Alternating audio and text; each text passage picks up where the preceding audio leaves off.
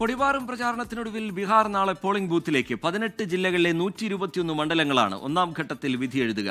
തേജസ്വി യാദവും സാമ്രാജ് ചൌധരിയും ഉൾപ്പെടെ പ്രമുഖരാണ് ഒന്നാം ഘട്ടത്തിൽ ജനവിധി തേടുന്നത്.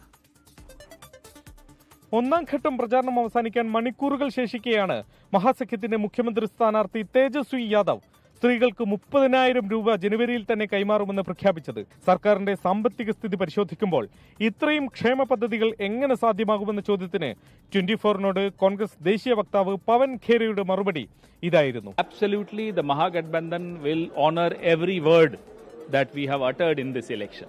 തോൽവി ഉറപ്പിച്ചു കഴിഞ്ഞാൽ എന്തും പ്രഖ്യാപിക്കാമല്ലോ എന്നതായിരുന്നു BJP എംപിയും നടനുമായ രവി കിഷൻ പരിഹസിച്ചത്.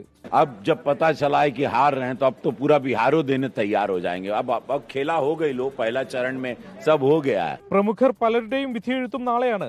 മഹാസഖ്യത്തിന്റെ മുഖ്യമന്ത്രി സ്ഥാനാർത്ഥി തേജസ്വി യാദവ് രാഘോപൂരിൽ നിന്ന്, BJPയുടെ ഉപമുഖ്യമന്ത്രിമാരായ സാമ്രാട്ട് ചൌധരി താരാപൂരിൽ നിന്നും, വിജയ് കുമാർ സിൻഹ ലഖിസറായിൽ നിന്നും മത്സരിക്കുന്നു. പുതിയ പരീക്ഷണവുമായി ഇറങ്ങിയ തേജസ്വിയുടെ സഹോദരൻ തേജ് പ്രതാപ് യാദവ് മഹുവയിൽ നിന്നാണ് പോരാടുന്നത്. ഗായിക മൈഥിലി ഠാക്കൂർ അലിനഗറിലെ താര സ്ഥാനാർത്ഥിയാണ്. സമുദായ സമവാക്യങ്ങളെക്കാൾ ക്ഷേമ പദ്ധതികളിലൂടെ കൂടുതൽ വോട്ടുറപ്പിക്കാനുള്ള ശ്രമത്തിലാണ് ബീഹാറിൽ അവസാന നിമിഷവും മുന്നണികൾ. ബീഹാറിലെ പട്നയിൽ നിന്നും വരുൺ വടശ്ശേരിക്കൊപ്പം ശ്രീനാഥ് ചന്ദ്രൻ, 24.